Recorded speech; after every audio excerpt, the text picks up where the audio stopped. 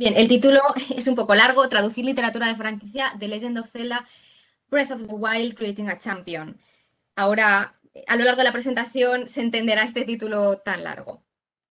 Bien, me interesa este proyecto porque cuando hablamos de literatura, bueno, de franquicia, siempre se le presta más atención al producto audiovisual que al producto editorial de franquicia. Siempre se habla más pues, de Harry Potter, de Star Wars, la película o las series de animación, más que todo el producto editorial que existe y se traduce. Entonces es muy interesante prestarle atención, sobre todo porque también desde la profesión hemos podido tener acceso a los materiales de trabajo de un proyecto de traducción de un libro relacionado con el universo de Legend of Zelda, que es una gran franquicia de producto de entretenimiento audiovisual japonés. Y ahora vamos a entrar en materia. Voy a hablar un poco del contexto de franquicia de este universo de Zelda, Zelda por abreviar, porque si tengo que decirlo entero se me van los minutos, y un segundo bloque en el que hablaré del proyecto de traducción como lo vivimos en la empresa, cuando estuvimos trabajando en este libro. Es un libro bastante peculiar. Y después ya pues compartiré las reflexiones que suscita todo este estudio descriptivo del libro. Bien, en el mundo de Zelda tenemos distintas plataformas que cuentan lo mismo, que cuentan el mismo contenido. Un producto de franquicia siempre viene de ese modelo de explotación de contenidos, de una propiedad intelectual que distribuye y va completando esos contenidos en distintos géneros, modos, plataformas para que el consumidor pueda disfrutarlo en las máximas vertientes posibles y que por otro lado, se le pueda extraer la máxima rentabilidad posible a esa propiedad intelectual. Entonces, bueno, tenemos Legend of Zelda parte de un videojuego, bueno, de varios videojuegos, los expertos ya saben, pero esto está muy resumido. Em, y después existe un manga y existen libros, aparte de mucho merchandising. Luego veremos la estructura de la franquicia con un poco más de detalle. Pero aquí quería llamar la atención sobre el producto editorial de Zelda, dónde se encuentra en esta estructura. Legend of Zelda, los artbooks, son una derivación que viene después del videojuego y después del manga y que convierte todo lo anterior en lo que llamamos prototexto en los estudios de literatura de franquicia. Son textos preexistentes que van a marcar y a determinar muchas de las estrategias traductoras. La postura traductora o el enfoque traductor de un libro que viene de una franquicia es muy específico, por eso también es interesante prestarle un poco de atención en la investigación del producto de franquicia. Bien, ¿qué significa traducir en ese contexto de productos de franquicia o de licencia? Lo que significa es que el traductor no está solo ahí tomando decisiones de manera aislada. El traductor, de manera bastante similar a los procesos de localización de videojuegos, está en medio de un proceso en el que un texto preexistente y el otro autor, los autores que han intervenido en la franquicia antes que él, van a marcar su estrategia y su postura a la hora de generar un nuevo producto que es la traducción que va a producir, pero que después va a pasar por otras manos. Después el traductor, aparte de un corrector de textos, como lo entendemos de manera general, un corrector de estilo, va a pasar a las manos de los revisores que validan el léxico y la terminología, porque son más expertos en la materia que probablemente el traductor, y después de ese revisor, ese nuevo producto, esa nueva traducción va a pasar por el SME, es un término que viene de la localización de videojuegos, el Subject Matter Expert, que es la persona que valida o modifica los conceptos que son específicos de la franquicia, como por ejemplo puede ser cualquier decisión de traducción que va ligada a merchandising, a ventas o a beneficio comercial, ¿no? Es decir, cómo traducimos un título, el nombre de un muñeco, de un personaje que luego va a tener un muñeco a la venta en las tiendas de juguetes. Esto los traductores podemos proponer, pero no decidimos. Normalmente hay otras personas que se encargan de este tipo de decisiones porque conocen esos requisitos de la franquicia mejor que nosotros, en especial en la traducción del producto editorial de franquicia, que no está tan cerca del propietario de esa franquicia como a lo mejor puede ser un videojuego, ¿no? En Nintendo, que las traducciones además se hacen allí, en in-house. Bien, vamos a pasar al universo de Zelda en concreto para que se vea con este esquema la estructura de la franquicia. El círculo central, la narrativa central que nos va a marcar todas las decisiones que tomemos como traductores, es el videojuego, los videojuegos. Después tenemos merchandising, manga, serie de televisión y libros de consulta y artbooks, que son los productos que llevan traducción, porque también puede haber pues otro tipo de producto que no lleva traducción y que también se encuentra, también forma parte de esta gran franquicia, ¿no? En verde tenemos los libros de consulta y artbooks, que hasta la fecha son 4, y el cuarto y más reciente, Breath of the Wild Creating a Champion, es el que vamos a presentar. ¿Por qué nos interesa este libro? Bueno, como el resto de artbooks, excepto, vuelvo atrás, excepto Art and Artifacts, que no tiene prácticamente texto, todos estos libros se han traducido. Y bien, este libro en concreto está basado, hace referencia al último juego, a la última entrega penúltima entrega de la saga, que es Breath of the Wild. Norma Editorial publicó este libro en español en 2019 y pudimos trabajar en él pues, durante unos meses antes de su publicación. Y unos años después, pues como sigue habiendo proyectos de este tipo, me parece interesante compartir con la comunidad académica cómo funcionan estos proyectos, porque de cara a la formación de traductores también hay algunas cuestiones que es necesario tener en cuenta. Bien, vamos con el proyecto de traducción. Lo primero, los materiales de trabajo. ¿Con qué pudimos trabajar en CAC, Creating a Champion, para abreviar? Con el libro en PDF, ya los libros en papel, pues apenas se trabaja con ellos.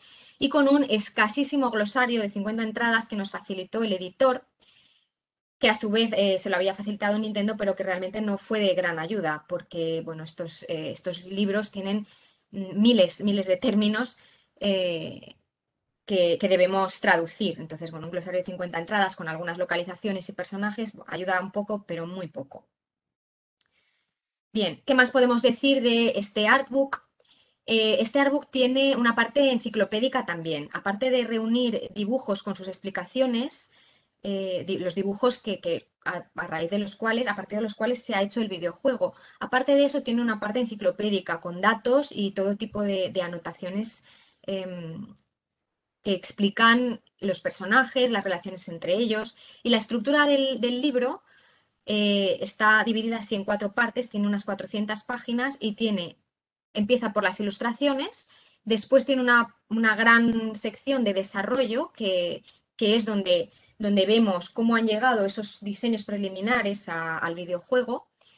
Después tiene una parte de historia y luego una parte de entrevistas a los creadores, que también podemos imaginarnos simplemente viendo el índice, la gran variedad de lenguajes específicos que nos vamos a poder encontrar en este libro. Bien, para que se pueda entender bien cómo son estas páginas, he puesto algunas ilustraciones, algunos recortes para que podáis ver cómo son. En la primera parte, sobre todo, son ilustraciones y tenemos muy poco texto que traducir porque solo hay pies de página. Aún así, los pies de página contienen datos que también hay que buscarlos, porque pueden hacer referencia a cosas que se han publicado anteriormente, por lo tanto, productos reales que cuyo título debemos consignar, por lo tanto, hay que buscarlo. En la parte 2 podemos ver textos de este tipo, imágenes con indicaciones, anotaciones que no tienen mucho secreto a la hora de traducir, pero después hay pequeños párrafos, notas de los desarrolladores que ya son más específicas, porque se habla del diseño del personaje, de cómo funciona o pretende el desarrollador que funcione en el videojuego. Y después hay pequeñas notas de lore, de background, de trasfondo de estos personajes y de su contexto. Aquí hay otras imágenes que nos muestran, por ejemplo, el inventario, armas y otros objetos o localizaciones, lugares donde se desarrollan partes de la historia que también tienen todo su nombre, su historia y su contexto. Esto es bueno, como es la parte enciclopédica del libro, es un trabajo que requiere una documentación muy, muy exhaustiva. La tercera parte, que es la que se centra en la historia del universo de Zelda, contiene también pues toda la narración de esos acontecimientos que han sucedido en el universo de Zelda desde el inicio, su cronología y bien, toda clase de información acerca de lo que pasa en este mundo. Y además tenemos también algunos mapas que nos complican aún más la vida porque tenemos un espacio restringido para poder escribir, para poder poner nuestra traducción. Bueno, se me ha olvidado decir que aunque esto es un producto japonés, la traducción se hizo desde el inglés y ya teníamos marcados también unos espacios donde trabajar, pero aún así, claro, el español ocupa más que el inglés. Y cuando tenemos pequeños recuadritos para escribir, pues bueno, siempre hace falta sintetizar un poco.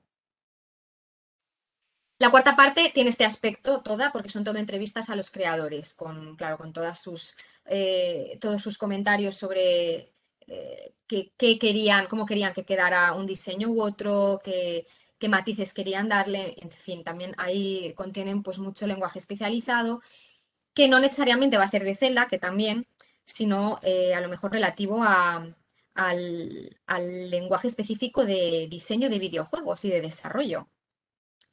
Vamos a resumir esto de manera un poco más gráfica. Viendo todo lo que hay en el libro, podemos ya saber, y sabemos después de haberlo traducido, que el mayor reto es de índole léxica. El léxico es lo que nos plantea los mayores retos. Podemos organizar el léxico en tres subgrupos y uno más, es decir, cuatro. Los tres primeros relativos al universo de Zelda, y el último, términos de diseño y desarrollo de videojuegos, como acabo de mencionar, porque claro, está a caballo este libro entre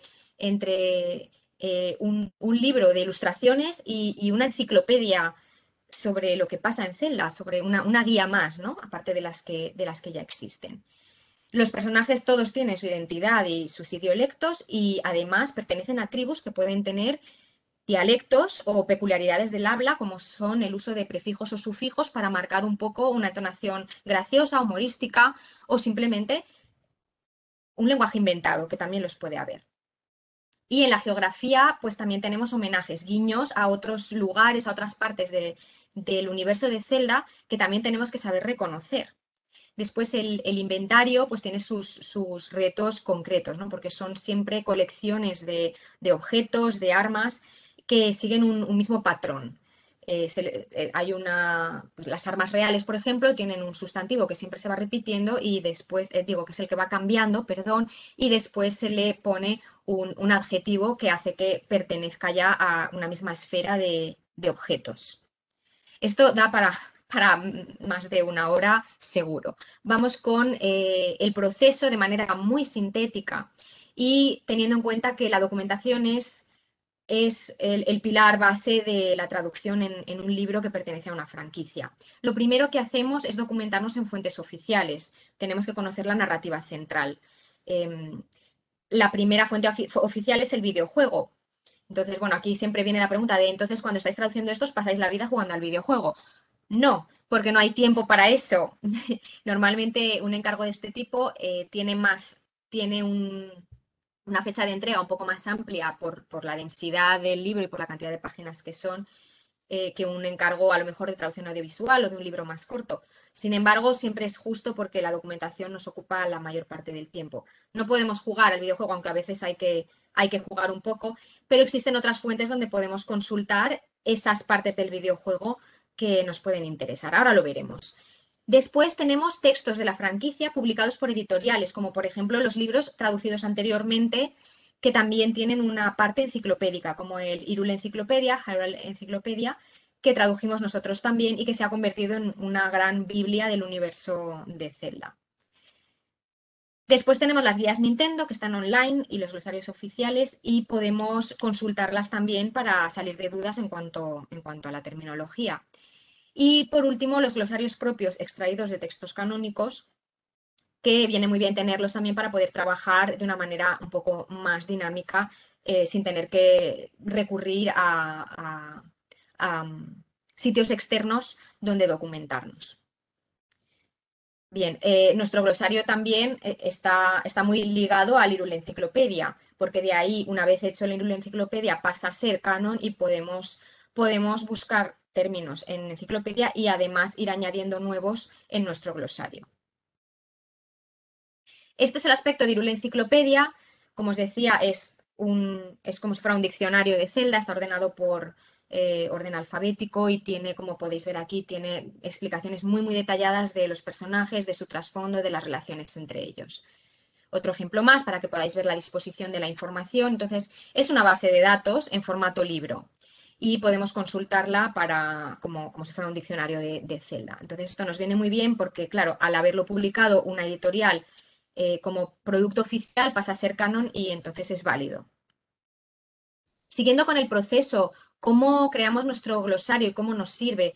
El glosario que nosotros utilizamos tenía las secciones que podéis ver en amarillo, personajes, lugares, objetos, enemigos y otros. Y lo que nosotros hicimos fue referenciar el japonés para que no hubiera duda de a qué término nos estábamos refiriendo en japonés y después, aparte de cada entrada, el juego al que pertenecen, para poderlo situar cada término, cada reto en una cronología concreta.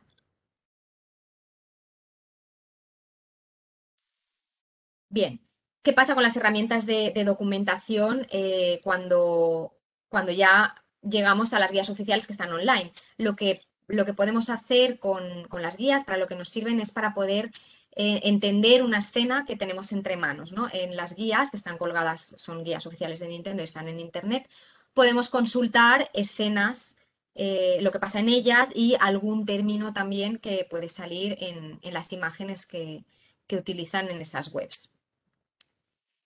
Cuando no llegamos a poder documentarnos adecuadamente o no existe más información sobre un término que tenemos que traducir o una expresión, ya tenemos que buscar por otros derroteros, ¿no? Tenemos que buscar en herramientas que podrían ser no canónicas y se puede encontrar mucha información, pero hay que tener mucho cuidado. Me estoy refiriendo a las wikis, porque en las wikis, aunque contienen muchísimos detalles, son también grandes bases de datos que nos explican absolutamente todo lo que pasa en el universo de Zelda. A veces pues no son traducciones que hayan sido aceptadas por ningún órgano de los propietarios de la franquicia, es decir, en este caso por Nintendo, pero sí que nos pueden ayudar a encontrar ese término en lugares concretos del videojuego. ¿Qué pasa entonces? Una vez localizado un reto de traducción, ¿dónde está? ¿Dónde lo podemos encontrar? ¿En qué juego o en qué sitio? Lo que podemos hacer es buscar en YouTube gameplays, guías de juego que nos ilustren, que nos muestren el videojuego en pantalla de manera resumida, para no tener que ir a buscar, o sea, de manera más rápida, para no tener que ir a buscar en el videojuego esa escena. Entonces podemos encontrar los jugadores suben ahí su gameplay y podemos ver que los términos del juego, que son oficiales, están ahí y nos puede ayudar a localizar en un punto concreto un término que nos plantee un problema. Rosario, discúlpame, hemos llegado ya al límite. Son ya las 2 de la tarde y no sé si quiere alguien Es, hacerte una pregunta. vale, pues mientras llegan las preguntas, esta es la última diapositiva. Cuando Ah, tenemos que ser perfecto. creativos, sí, ya está. La creación de nuevos términos, lo que tenemos que hacer para poderla hacer adecuadamente es basarnos también de nuevo en la narrativa central y sabiendo cómo se llama un personaje, de dónde viene un personaje o un ítem, un objeto, darle a esa forma léxica que nos estamos inventando una parte tradicional, una parte que ya existe y añadirle una parte nueva. Esto lo tiene que validar obviamente el revisor de la franquicia. Y así lo hicimos. Nosotros propusimos a la editorial dos opciones casi en todos los casos para que pudieran decidir cuál era más adecuada. Y con esto, a corto, me salto las conclusiones, termino y si hay preguntas, pues las escucho. Ujú. Aquí Rosa Castro ya tiene una pregunta. ¿Podrías profundizar algo más en cómo estructuráis el glosario? Creo que los glosarios son fundamentales para la traducción de este tipo de productos audiovisuales y de franquicia. Sí, voy a volver a la diapositiva del glosario y así podemos verlo un poco mejor. Nosotros lo que hicimos, cada empresa o cada traductor se hace los glosarios como le viene mejor, pero claro, el universo de Zelda tiene unas características concretas. Entonces, en este libro, lo que más retos plantea son personajes, lugares, objetos, enemigos, y en otros es una miscelánea de, por ejemplo, datos que no tienen que ver con el léxico, por ejemplo, palabras relacionadas con el desarrollo de videojuegos. Y dentro de estas hojas del Excel en el que nosotros lo hicimos, lo hacemos siempre en Excel, tenemos unas columnas. Entonces nosotros quisimos poner el término en inglés, en español, en japonés y después, para tener la visión general, ¿no? De cómo se ha llamado, por si luego tenemos que crear un término a partir de esas cosas que ya existen. Entonces pusimos también el juego al que pertenecen para tener localizados los términos en la cronología y tener clara la cronología nos ayuda a saber cuál es el texto preexistente y cuál es el texto nuevo, o sea, dónde tenemos cierta libertad para crear y dónde no la tenemos. Entonces es muy importante saber a qué pertenece cada ítem, cada una de las entradas, que, bueno, al final creo que tenemos en este glosario concreto de Breath of the Wild Creating a Champion unas 3.000 entradas. Y en los comentarios, como esto solemos compartirlo entre varios traductores, pues podemos llamar la atención sobre alguna dificultad concreta o, por ejemplo, si hay que respetar un término tal y como se utilizó en tal videojuego porque va a volver a salir y no podemos pillarnos los dedos ahí. Bueno, no sé si tengo mucho tiempo de profundizar más, pero podría estar hablando de esto 3 horas, así que, en fin, si queréis, ¿Alguna enviarme un pregunta email. más para María Rosario? Aprovechar. Veo que ya nadie más se lanza. Pues nada, María Rosario, pues nos has ofrecido una visión muy, muy interesante desde lo que es la práctica traductora de guiones, de proyectos audiovisuales, de franquicia, y me parece una aportación muy, muy, eh, una, una aportación imprescindible para entender lo que es la traducción audiovisual en sí. Muchas gracias. Pues nada, damos por finalizado el panel.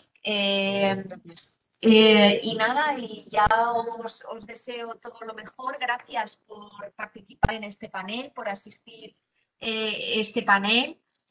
Os deseo todo lo mejor a los asistentes, a las ponentes, con vuestros estudios, con vuestros proyectos y nada, pues stay safe, como dicen los ingleses, que en estos tiempos es lo más importante. Muchas gracias por participar. Saludos Gracias, desde gracias a Alicante, todos. a donde estéis. Y nada, luego a las 3, ¿no? A las 2 se reanudan las sesiones y hay muchísimas presentaciones muy, muy interesantes. Hasta luego, adiós. Chao, Saludos gracias. desde Alicante.